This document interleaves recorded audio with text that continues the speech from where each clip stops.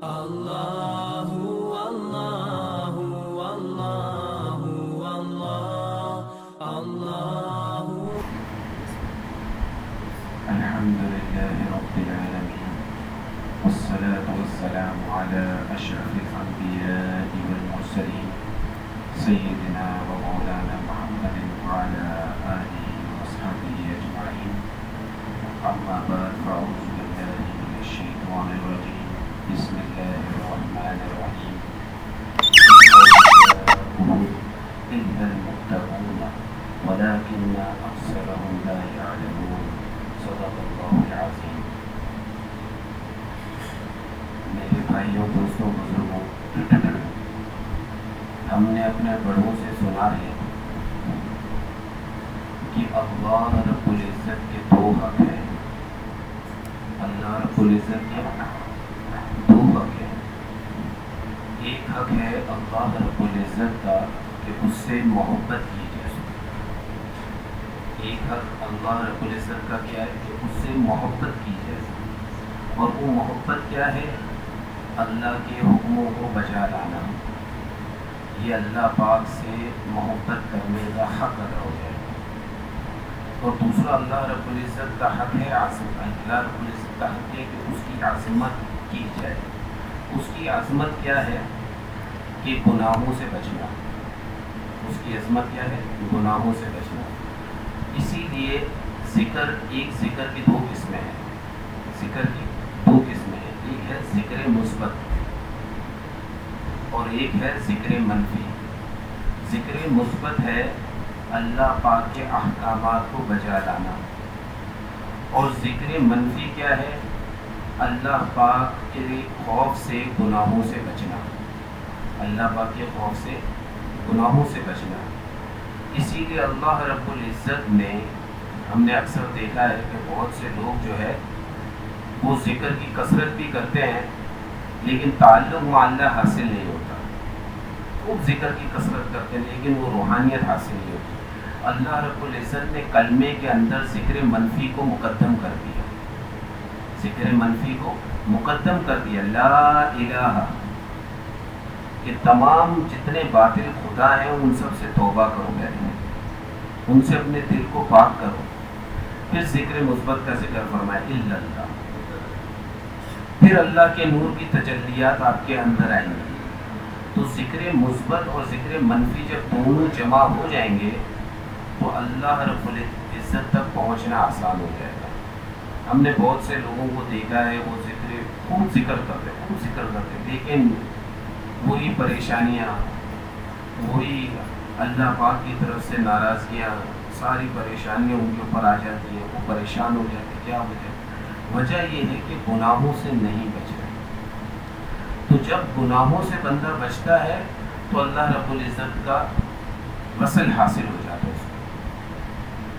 اور یہ جو ذکر کی حلاوت، ذکر سے جو روحانیت انسان کو ملتی ہے، انسان کو چاہیے کہ اس روحانیت کی طاقت کو وہ اس وقت استعمال کرے کہ جب اس پر نفس حملہ کرے. ایک استاد جو ہوتا ہے وہ اپنے پہلوان کو بادام کھلاتا ہے، پستے کھلاتا ہے، دودھ پلاتا ہے جب کشتی کا وقت قریب آنے والا ہوتا ہے. خوب اس کی مہمان نوازیاں کر رہا ہوتا ہے. وہ کس لیے کر رہا ہوتا ہے؟ کہ جب وقت ہے مقابلے کا تو یہ اس کو پچھاڑ دے. تو اسی لیے جو ذکر سے روحانیت حاصل ہوتی ہے، ذکر کی حلاوت جو حاصل ہوتی ہے، اس سے جو روحانی طاقت انسان کو ملتی ہے، اسے چاہیے کہ جب نفس اس پہ حملہ کرے تو وہ اس وقت اس طاقت کو استعمال کرے. شعر ہے نا، نہ چت کر سکا نفس کے پہلواں کو تو یوں ہاتھ پاؤں بھی ڈھیلے نہ ڈالے. ارے اس سے کشتی تو ہے عمر بھر کی، کبھی وہ دبا لے کبھی تو دبا لے. تو اس سے تو پوری زندگی کی کشتی ہے. اس سے تو پوری زندگی انسان کو لڑنا ہے. لیکن کبھی وہ دبا لے کبھی تو دبا لے، کبھی اس سے ہار گئے تو کبھی اس سے جیت جاؤ. تو جب انسان اس محنت میں، اللہ کے خوف سے اس محنت میں اپنی زندگی کو گزارتا ہے کہ کبھی اس کو دباتا ہے، کبھی اس سے ہار جاتا ہے، کبھی جیت جاتا ہے، کبھی ہار جاتا ہے، نفس سے مقابلے میں رہتا ہے. تو ایک وقت آتا ہے کہ آخر میں اللہ پاک اس سالک کو ہی جتا دیتے ہیں. کیونکہ اللہ پاک نے دیکھا ہوتا ہے کہ پوری زندگی اس نوجوان نے، اس جوان نے، اس آدمی نے، اس بوڑھے نے محنت کی، نفس سے لڑا ہے.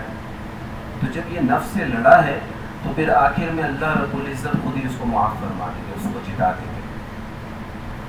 اور جب گناہ کا تقاضا، اور یہ گناہ جو ہے، یہ گناہ ہم سب کو معلوم ہے کہ یہ خراب چیز ہے.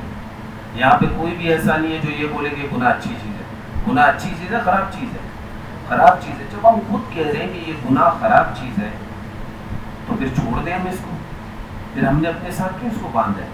تو یہ جو دوسرا حق ہے نا اللہ رب العزت کا، اللہ کی عظمت کا، یہ جو اللہ کی عظمت کا حق ہے، یعنی کہ ہم نے جب نفس کی بات کو مان لیا اور گناہ کو کر لیا، اس کا مطلب ہم نے اپنے دل کی اور اپنی خواہش کی قیمت اللہ رب العزت کی عظمت سے زیادہ لگا دی. اللہ رب العزت کی عظمت سے زیادہ لگا دی. اور اللہ رب العزت قرآن مجید میں فرما رہے ان اولیاء الا المتقون، کہ میرے دوست وہ ہیں جو متقی ہیں. میرے دوست وہ ہیں جو متقی ہیں. اللہ پاک نے اصول بیان فرما دیا. میرا دوست بننا چاہتے ہو تو متقی بن جاؤ، نیک بن جاؤ تو میرے دوست بن جاؤ گے. اللہ رب العزت کی ذات، ایک تو کوئی مقابلہ ہی نہیں ہے ہمارا اور اللہ رب العزت کی ذات کا، کوئی مقابلہ نہیں ہے. اس کے بعد بھی ایک انسان ہوتا ہے اپنے سے بڑے عہدے والے کو دنیا میں دیکھتا ہے تو چھوٹے عہدے والے کی صرف یہ چاہت ہوتی ہے آگے مطلب جو نکالنے اس کو وہ اس کے ذہن میں ہی نہیں ہوتے، لیکن اس کی یہ شوق ہوتا ہے ذہن میں کہ میرے اس بڑے آدمی سے تعلق بن جائے، میری سلام دعا شروع ہو جائے اس سے. اس چھوٹے آدمی کی یہ خواہش ہوتی ہے. اور ہم نے دیکھا ہے کہ وہ بڑا آدمی کو تو اس کی طرف نظر ہی نہیں جاتی، بڑے آدمی کی اس طرف نظر ہی نہیں جاتی. تو یہاں پر ایک انسان ہے اور ایک اللہ رب العزت کی ذات ہے. اللہ رب العزت کی ذات تو وہ ذات ہے جس سے ہمارا اگر ہم سوچیں دوستی کا تو وہ محال ہے. ہم تو دوستی کی پیشکش کر ہی نہیں سکتے کیونکہ وہ ذات کہاں اور ہم کہاں. اور پھر مزے کی بات، انسان بنائے گندے قطرے سے، منی سے، حیض سے بنائے انسان کی تو ویسے ہی کوئی اوقات نہیں ہے. اور پھر اللہ کی برابری، اللہ کا دوست ہونا، یہ تو اور محال. اور اس پہ اللہ رب العزت کا فضل اور کرم کی انتہا دیکھیں کہ اللہ رب العزت خود فرما رہے ہیں کہ اللہ رب العزت دوستی کی پیشکش کر رہے ہیں. ان اولیاء الا المتقون، متقی بن جاؤ اور میرے دوست بن جاؤ. اور ہم اللہ رب العزت نے دوستی کی پیشکش کی، اس کے باوجود بھی اللہ رب العزت کی عظمت کو کوئی ویلیو ہی نہیں دیتے. حضرت حکیم الامت رحمہ اللہ نے فرمایا کہ جب انسان کو گناہ کا تقاضا شدید آ جائے اور ہمارا نفس کہے کہ یہ گناہ تو ہمیں کرنا ہی ہے، تو اس کے اوپر انہوں نے شعر فرمایا، طبیعت کی رو جب زور پہ ہو تو رک. رو کہتے ہیں سیلاب کو. طبیعت کی رو جب زور پہ ہو تو رک، نہیں تو یہ سر سے گزر جائے گی.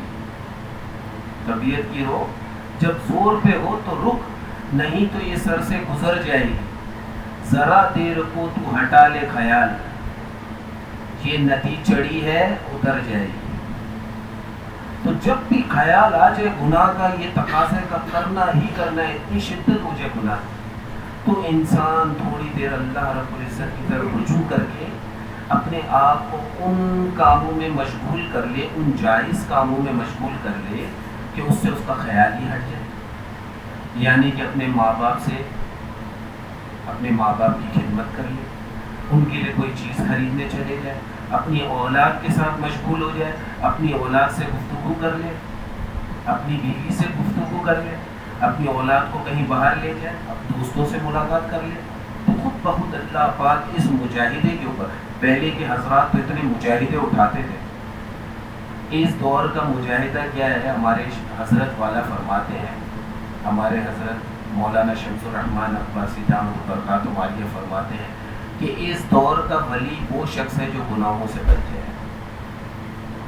اس دور کا تو ولی وہ ہے جو گناہوں سے بچ گیا.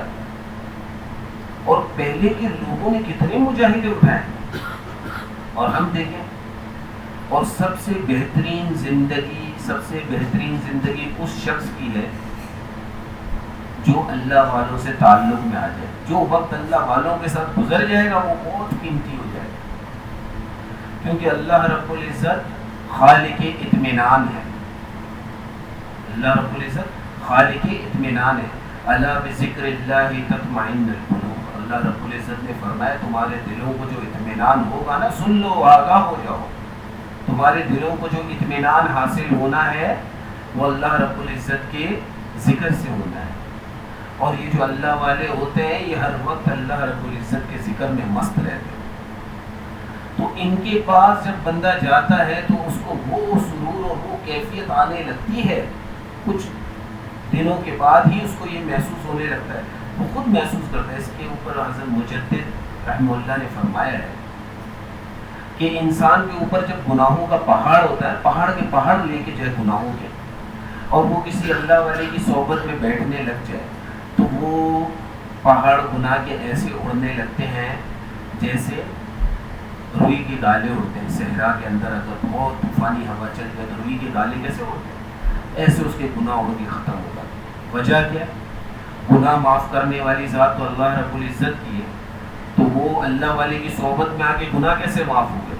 کیونکہ اللہ والوں کی صحبت میں اس کو وہ چیز ملتی ہے جو بہت نایاب ہے، اور وہ ہے اخلاص، اور وہ ہے توبہ کی توفیق. جو بندہ جس کے ساتھ رہتا ہے اس کے اندر اثرات منتقل ہوتے ہیں. حدیث میں آتا ہے کہ تمام بچے جو پیدا ہوتے ہیں وہ فطرت اسلام پہ پیدا ہوتے ہیں، فطرت اسلام پہ پیدا ہوتے ہیں. بعد میں ان کے جو مذاہب چینج ہوتے ہیں، تبدیل ہوتے ہیں، ان کے ماں باپ کی پرورش اور ماں باپ کی صحبت کی وجہ سے. تو یہ جو اللہ والوں سے تعلق اور اللہ والوں کا جو قرب ہے نا، یہ بڑی مشکل سے نصیب ہوتا ہے. یہ نصیب والوں کو نصیب ہوتا ہے. یہ اللہ رب العزت سے تعلق، اللہ کے ذکر کرنے والوں کے ساتھ صحبت، ان کے ساتھ وقت گزارنا. حضرت مفتی شفیق صاحب رحمۃ اللہ علیہ، ان کو ایک مرتبہ ان کو حکیم الامت رحمہ اللہ فرمانے لگے کہ انسان اللہ والوں کی صحبت میں بیٹھتا ہے وہ 1,00,000 سال کی عبادت سے بہتر ہے. 1,00,000 سال کی عبادت سے بہتر ہے. اور جس نے یہ لکھا ہے کہ 100 سال کی عبادت سے بہتر ہے، اس نے کم لکھا ہے. کیونکہ اللہ والوں کی صحبت میں، اللہ والوں کی محفلوں میں، اللہ والوں کے پاس آ کے انسان کو روح کی تازگی ملتی ہے، تعلق مع اللہ حاصل ہوتا ہے، اخلاص کی توفیق ملتی ہے. اور حضرت امداد اللہ مہاجر مکی رحمہ اللہ فرماتے ہیں کہ عارف کی پڑھی گئی 2 رکعت، عارف کی پڑھی گئی 2 رکعتیں غیر عارف کی پڑھی گئی ہزاروں رکعتوں سے بہتر ہے. ہزاروں رکعتوں سے بہتر ہے. کیوں؟ کیونکہ عارف جو ہے وہ اللہ کو جان گیا ہے، اللہ کو پہچانتا ہے. اور اللہ کو پہچانے گا کب بندہ؟ جب اللہ والوں کی صحبت میں آئے گا. جب اللہ والوں کی صحبت میں آئے گا تو اس کا اللہ رب العزت سے تعلق بھی مضبوط ہوگا. وہ گناہوں سے بچے گا تو اللہ کی عظمت کا حق ادا کرے گا. وہ عبادت کو کرے گا تو اللہ کی محبت کا حق ادا کرے گا. جب یہ دونوں حق ادا ہو جائیں گے تو اس آیت کا وہ مصداق بن جائے گا. کس آیت کا؟ ان اولیاء الا المتقون، کہ میرے دوست بن جاؤ، جو میرے ولی ہے وہ متقی لوگ ہیں، وہ میرے ولی ہیں. تو جب انسان اس کا مصداق بن جائے گا تو کامیاب ہو گیا، سارے کام بن گئے. میں بھی آپ کے لیے دعا کروں گا، آپ بھی میرے لیے دعا کریں. اور یہ جو ہفتے والا دن ہے، اس دن جو ہے خوب شرکت کیا کریں کہ ہم وقت نکال کے اس محفل میں پہنچیں. یہ ہم کو نہیں پتا کہ آپ کی، میں تو خود گناہ گار ہوں، آپ کی برکت سے جو ہے وہ اللہ پاک جو ہے یہاں پر رحمتیں لاتے ہیں، ذکر کی محفل ہوتی ہے. تو ہم تمام حضرات کوشش کریں کہ اس ہفتے کی محفل کا ناغہ نہ ہو. وہ مجنوں تھا، مجنوں جو ہے وہ لیلا کے گھر کا چکر لگاتا تھا. امرت دیارے دیارے لیلا، کہ مجنوں جو ہے وہ لیلا کے گھر کی دیواروں کے گھر کے چکر لگا رہا ہے. وَأُقَبِّلُ ذِي الْجِدَارِ فِي الْجِدَارِ, اور اس کے گھر کے بوسے لے رہا ہے, اس کے گھر کے چکر لگا رہا ہے اور اس کے گھر کے بوسے لے رہا ہے. وَمَا حُبُّ دِيَارِ شَغَفْنَ قَلْبِي, مجنون بتا رہا ہے کہ میں اس لیے یہ گھروں کی, یہ جو گھر ہے اس گھر کی محبت سے میں اس کے بوسے نہیں لے رہا, اس گھر کی محبت سے میں اس کے بوسے نہیں لے رہا. وَلَكِنَّ حُبُّ مَنْ سَكَنَ الدِّيَارَ, میں تو اس کے بوسے اس وجہ سے لے رہا ہوں کہ اس کے اندر جو رہتا ہے نا اس کی وجہ سے میں اس کے بوسے لے رہا ہوں. وہ لیلا کا ایسا عاشق. تو اللہ والوں کی صحبت میں جب بندہ آتا ہے تو اس کو یہ سارے انوارات ملتے ہیں. آج ہم دیکھیں کہ ہماری کیا کیفیت ہے. ایک مرتبہ ایک صحرا میں انسان نماز کو, ایک آدمی نماز پڑھ رہا تھا اور مجنون اس کی نماز کے آگے سے گزر گیا. لیلا کے عشق میں لیلا کہتے کہتے دور اس کو لیلا نظر آئی. وہ لیلا کہتے ہوئے اس کے عشق میں مجنون کے سامنے سے گزر, نمازی کے سامنے سے گزر گیا. تھوڑی دیر گزری, اس نمازی نے نماز ختم کی اور وہ مجنون کے پیچھے, مجنون آگے آگے وہ پیچھے پیچھے. مجنون کو اس نے پکڑا اور بولا کہ تم کو پتہ ہے کہ تم میری نماز کے آگے سے گزرو. اس نے بولا کہ ایک تیری نماز تھی اور ایک میری نماز تھی, ایک تیری نماز تھی اور ایک میری نماز تھی. میری نماز میں تو میں ایسے مستغرق تھا کہ مجھے آگے پیچھے کا ہوش ہی نہیں رہا, اور تیری نماز میں تو ایسے تھا کہ تیرے کو جو آگے سے گزر رہا اس کا بھی معلوم. تو آج ہم دیکھیں کہ ہم کیا کر رہے ہیں, ہماری کیا کیفیت ہے. اگر اس حال میں ہم کو موت آ جاتی تو بھائی کیا کریں گے. اس حالت میں اگر ہم کو موت آ گئی تو ہم کیا کریں گے.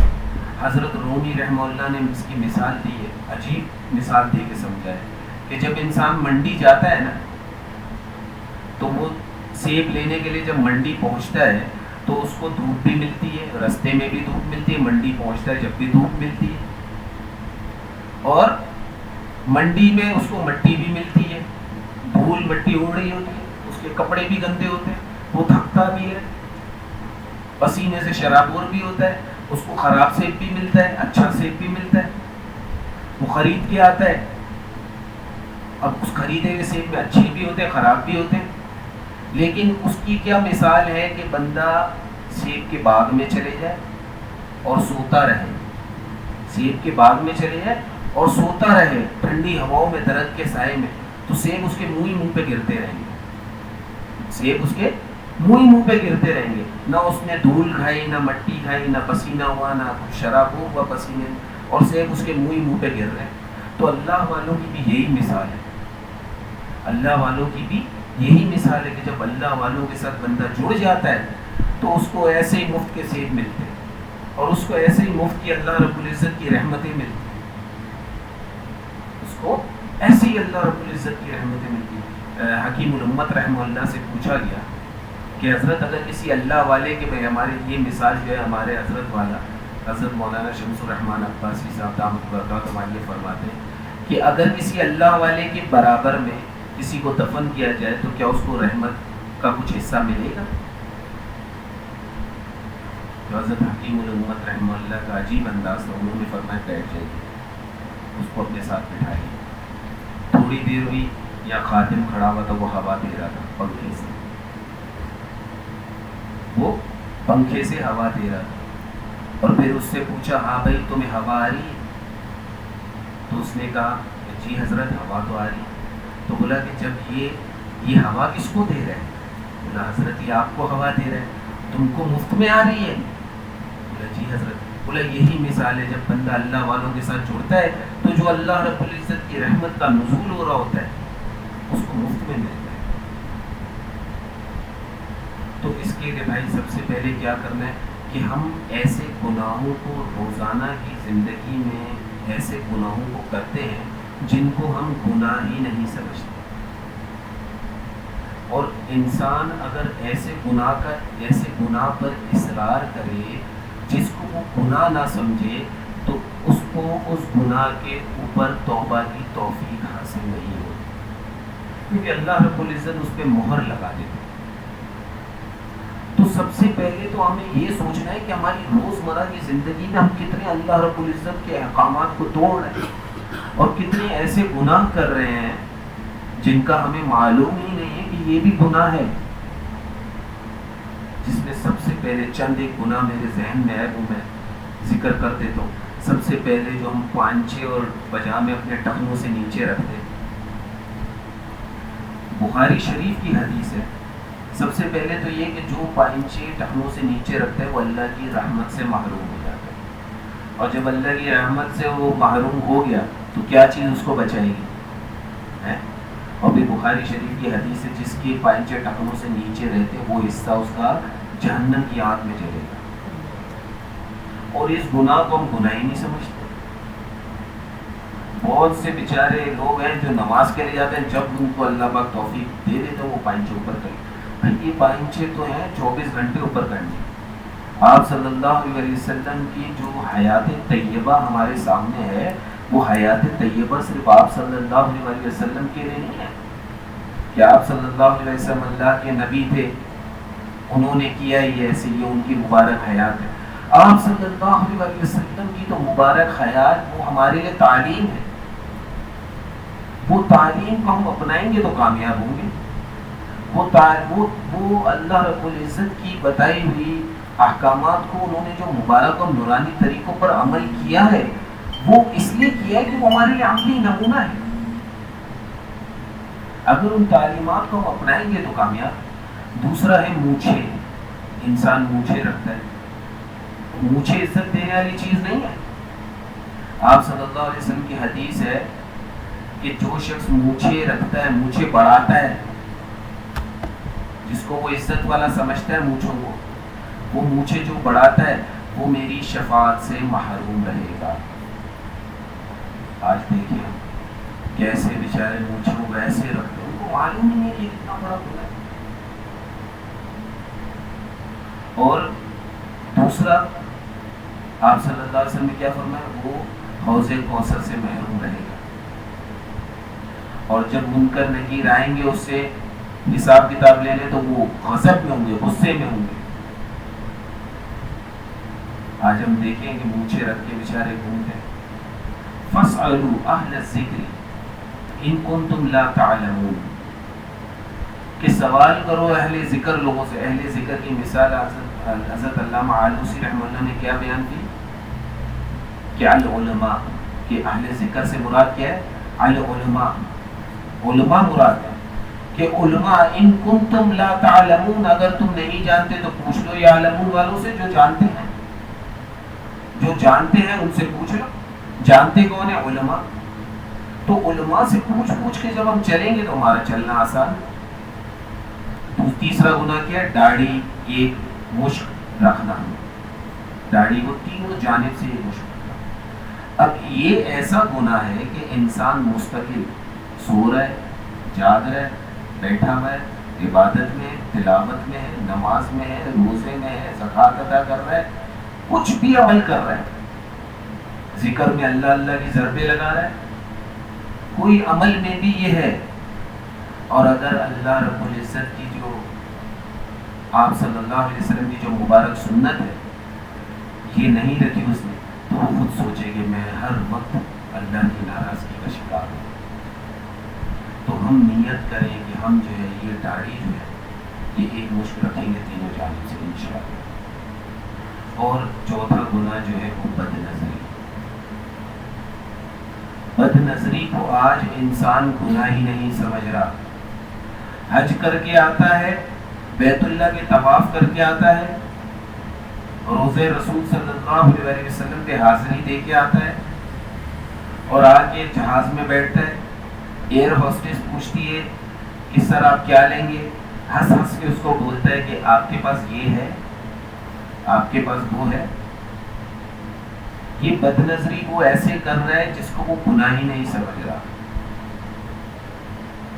ہم جاتے ہیں کوئی بھی دکان پہ, وہاں پہ سیلز گرل کھڑی ہوتی ہے, ہم وہاں پہ دیکھتے ہیں, اس سے باتیں کرتے ہیں, یہ ہو جائے گا, ایسے ہو جائے گا, ویسے ہو جائے گا, یہ چاہیے تھا مجھے, اس میں یہ کیوں نہیں, ہم باتیں کرتے ہیں.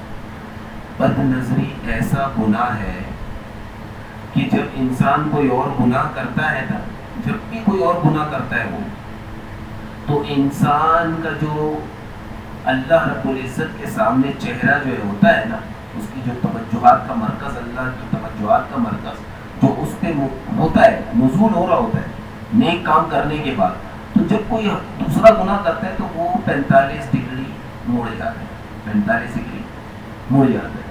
اور بد نظری ایسا گناہ ہے کہ 190 ڈگری گھما دیتا ہے، انسان کی پشت آ جاتی ہے اللہ رب العزت، ایسا چہرہ پھر جاتا ہے،